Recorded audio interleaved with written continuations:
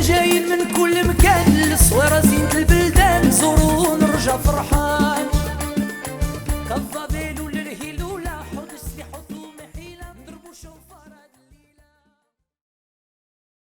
Bishut Moreh Verabotai, avec la permission d'Hachem, j'espère que vous allez bien. Aujourd'hui, nous allons parler d'un sujet très important, le mariage, le Mazel. Ce Dvar Torah, il est à la mémoire de Sultana Bat Bonina Asaraf Zechrona Livracha, et en même temps, ce Dvar Torah, le Nishmat, David Ben Rina Revah Zechrono Livracha. Le mariage, c'est pas une chose qui est facile. Nous avons lu dans les textes de la Torah de ces dernières semaines combien il faut chercher le mazal, à tel point qu'on dit Matza Isha Matza Tov. Trouver une femme, c'est comme si on trouve une trouvaille. Par exemple, on sort dans la rue, on trouve un diamant. On ne savait pas qu'on allait trouver ce diamant-là. On ne savait pas. Le mazal, on ne sait pas il est où. Il est en Amérique, en Australie, au Maroc, en Israël, en France, en Angleterre. Aucun ne sait. Donc pour cela, il faut beaucoup prier. Pour qu'on ne tombe pas sur le mazal. Enfin, je parle du côté de la femme, du côté de l'homme aussi.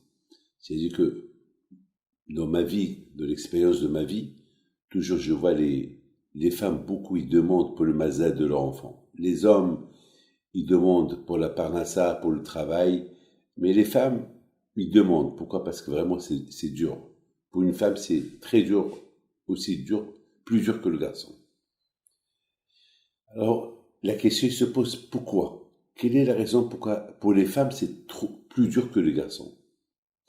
Ben parce que il y a plusieurs secteurs, plusieurs raisons. L'une des raisons, c'est que c'est pas la femme qui cherche l'homme, c'est l'homme qui doit chercher la femme. Alors la femme, elle attend le prince charmant qu'il arrive. D'autre côté, l'homme, il a un air autoritaire. Il veut choisir. La femme, elle veut se marier. Bien sûr, il y a aussi, il faut que la personne lui plaît aussi. Mais c'est plus facile pour que la femme ait dit oui que le garçon. On a vu, mes amis, dans la paracha de cette semaine, on a vu, par exemple, comment Yitzhak Abinu, il a rencontré Rivka. Celui qui dit l'histoire de Rivka et Yitzhak, et je pose des questions, c'est impossible. Trouver une femme idéale, la même que sa mère, c'est pas possible. C'est pas possible. On trouve des femmes, mais identiques que sa mère qui était tzadéket, sa mère qu'elle portait un gros fardeau sur ses épaules, recevra les gens tout le temps, des invités, préparés à manger. Et il avait la bracha de la maison. C'est très important, la bracha. La bracha, c'est les bénédictions. Vous savez, ma mère, elle m'a raconté plusieurs histoires à la maison, la bracha qu'elle avait à la maison. Il faut savoir que mon père, c'est un pauvre. Mon père, il n'avait pas de commerce. Il était à la maison. Il recevait les gens. Il n'avait pas d'yeshiva. Il n'avait rien du tout. À l'époque, les gens, ils ne donnaient pas des grosses sommes d'argent. Parfois, ils apportaient de l'huile pour allumer les bougies, pour allumer les veilleuses des tzadikim. Parfois, ils apportaient des bougies pour allumer la synagogue, parce qu'on avait une synagogue à la maison de la Bahim, plutôt à Essaouira. Les gens croyaient que mon père était riche. Alors, ils apportaient pas d'argent. Et mon père était pauvre. Parfois, il devait vendre les bougies, de quoi survivre. Et beaucoup de femmes mères, elle avait des problèmes. Et voilà, il y avait du miracle. Les miracles. Parfois, il y avait la bracha dans le lait. Parfois, il y avait la bracha. La pauvre, elle allaitait les enfants. Et pour allaiter, il faut manger. Et d'où elle a le lait? Elle buvait que de l'eau, du thé, un morceau de pain. Il y avait la bracha. Et jamais, il a compliqué la vie à mon père. Aujourd'hui, malheureusement, il y a des gens, lorsqu'il y a la parnassa, tout va bien. Au moment que l'homme ne peut pas apporter la parnassa, eh ben, la femme, elle veut divorcer. Je vous en ai pardonné, je connais plein d'histoires comme ça. Voilà, je connais plein d'histoires comme ça. On se marie pour le bon, on se marie pour le mal. Lorsqu'on se marie par amour. On se marie parce qu'on aime la personne. C'est pas son argent qu'on aime. Mes amis, on a vu que Yitzhak Aminu, il a marié une femme, l'idéal. Mais pour marier cette femme, il a prié à Kadosh Baruch Hu. Il a beaucoup prié, et Avraham Avinu, il a prié pour que Yitzhak trouve une femme. Et Eliezer, il est parti pour chercher cette femme. En 24 heures, il a trouvé la femme de la vie de Yitzhak, notre maman, Rivka. Vous croyez que Rivka est arrivée comme ça? Rivka est arrivée parce qu'il a beaucoup prié à Yitzhak Abinu. Et Abraham Abinu a prié, et Eliezer il a prié. Avec des prières des trois, eh ben, il a trouvé la femme en 24 heures. En 24 heures. Je voudrais vous raconter une histoire de mon père. Une fois, mon père, alav shalom, elle vient chez lui une femme. Elle lui dit, Rabbi Moshe, j'arrive pas à me marier. C'est M. Mardoché Knavo qui m'a envoyé chez vous. D'ailleurs, voilà, il est en Israël et c'est lui qui m'a dit de venir chez vous. Et cette femme-là, elle parlait que l'arabe. Mon père, alav shalom, il lui a demandé quel âge tu as. Et il lui dit qu'elle était âgée, elle avait 34, 35 ans. Mon père, alav shalom, lui a dit, tu parles français? Non, je parle français. Tu parles l'hébreu? Non, je parle que l'arabe. Et ici en Israël, tout le monde parle l'hébreu. Comment je vais rencontrer? Elle répond, ben, j'ai fait la Aliyah du Maroc et voilà, je parle que l'arabe. Mon père, alav shalom, il a commencé à réfléchir. Il a dit, mais tu sais que Thomas Zell, il est au Mexique. Mon père, c'est un prophète. Il voyait tout, mon père. Vous vous rendez compte? Il lui dit, Thomas Zell, il est au Mexique. Mes amis, c'est histoire que je vous raconte. C'est la femme qui me l'a raconté au Mexique. Elle habite au Mexique. Elle me l'a raconté. Alors j'ai écouté cette femme me raconter l'histoire en arabe. J'ai dit, c'est pas possible. C'est pas possible ce que mon père il a fait. Alors je lui continue, madame. Il me dit, j'ai dit à votre papa, au Mexique, mais est-ce qu'au Mexique il parle l'arabe?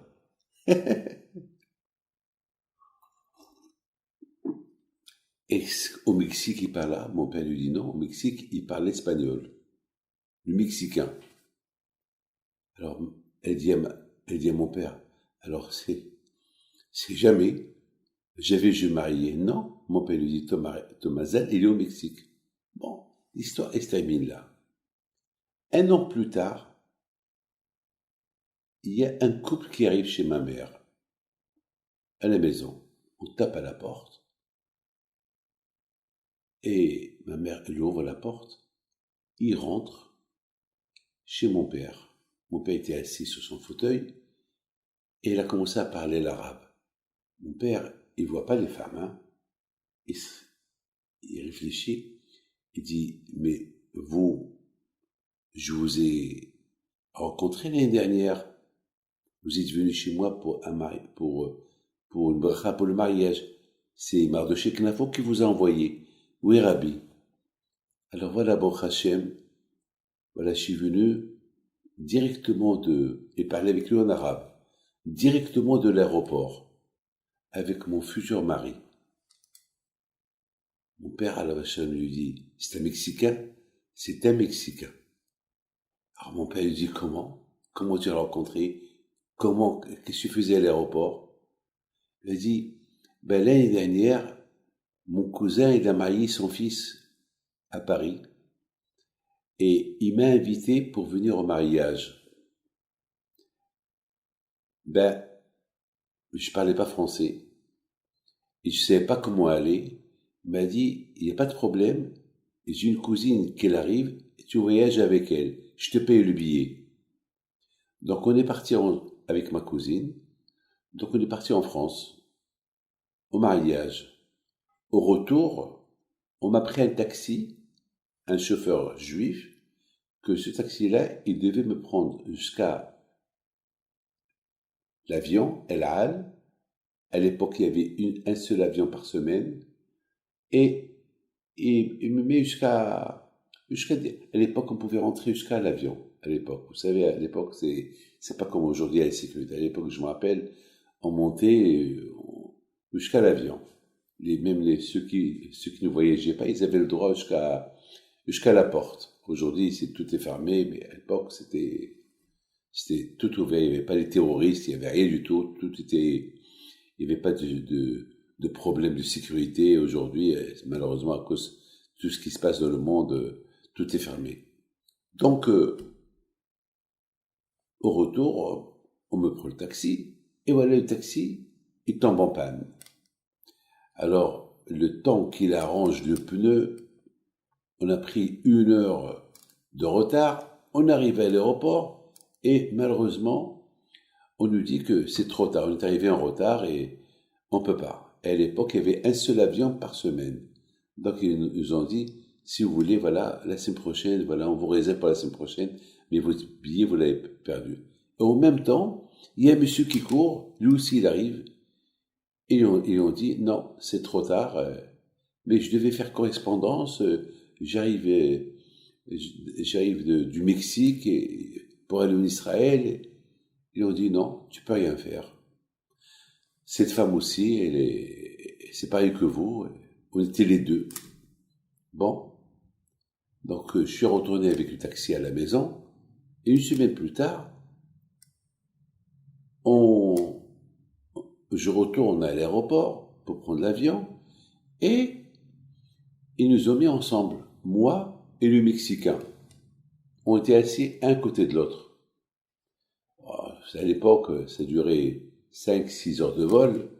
C'est pas comme les avions d'aujourd'hui qui font 4 heures. À l'époque, ils faisaient un peu plus de temps. C'était pas des Boeing. Donc, à un moment donné, il me parle, je comprenais pas, je parle que l'arabe. Alors, il me parlait avec des gestes. Et on parlait avec des gestes. Et on se comprenait. Et pendant tout le temps, il me parlait un peu l'hébreu. Je parlais un peu l'hébreu parce que j'habitais en Israël 2-3 ans. Je parlais un peu l'hébreu et un peu le français. J'ai appris quelques mots. Et voilà. Et il y a quelques mots en arabe qui ressemblent à l'espagnol. Donc, on faisait le muet et on parlait. Et à un moment donné, il voulait lire Tehillim. Et dans le Tehillim, il y avait là-bas la photo de Rabbi Haim Pinto. Je le regarde. Je lui dis, c'est qui? Il me dit, c'est Rabbi Haim Pinto. Mais alors, je lui dis, d'où vous le connaissez? J'ai connu Rabbi Moshe Pinto. Dès que j'ai entendu Rabbi Moshe Pinto, je dis, Rabbi Moshe Pinto? Oui, Rabbi Moshe Pinto. Je suis parti le voir en Israël il y a 2 ans pour me faire une bracha pour le mariage. Alors elle lui dit, et moi aussi, c'est une femme qui est tamim. Elle est honnête, avec les tmimout. Elle est une femme sereine. Elle commence à pleurer. Alors l'autre, il lui dit, mais pourquoi tu pleures? Il dit, parce que Rabbi Moshe Pinto, il m'a dit, mon mazal, c'est un Mexicain. Elle n'a pas eu honte de le dire. Le monsieur, il ne me parle pas. Il ne répond pas. Il lui dit, tu veux qu'on va le voir? Dès qu'on arrive en Israël, on va le voir. Alors, on est parti le voir.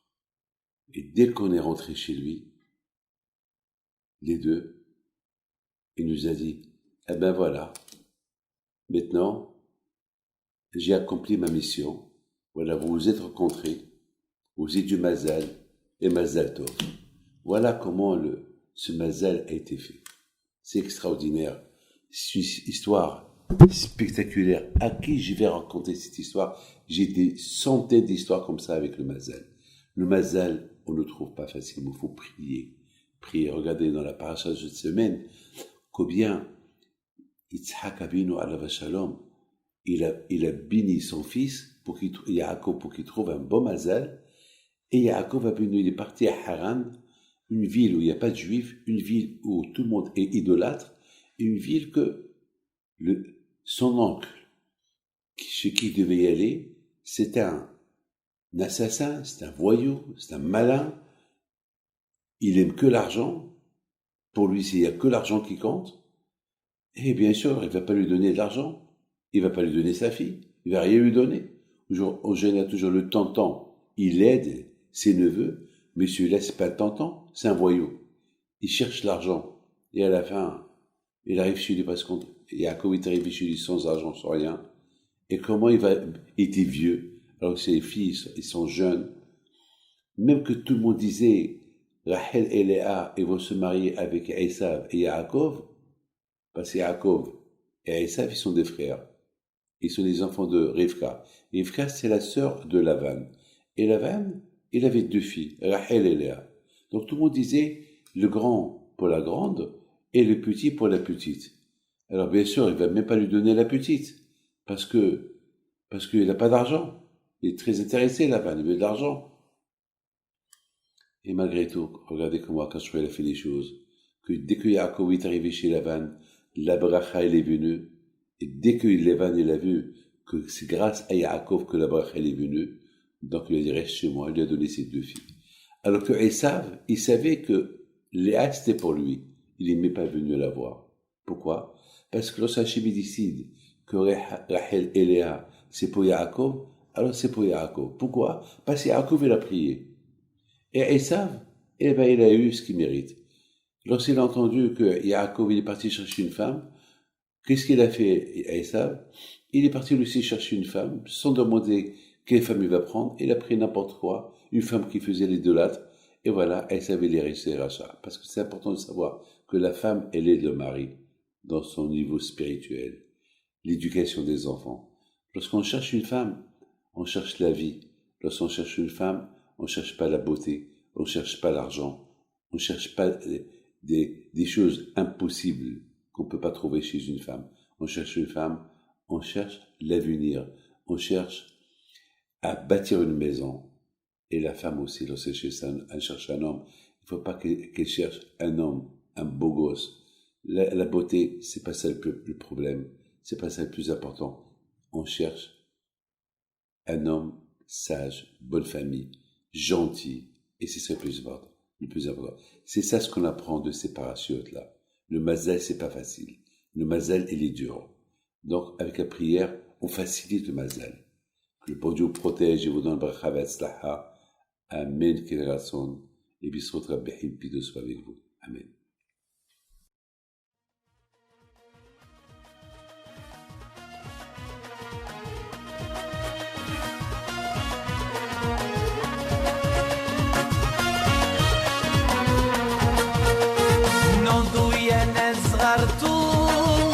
على ربيع حيم بنتو وقف لنا زي خو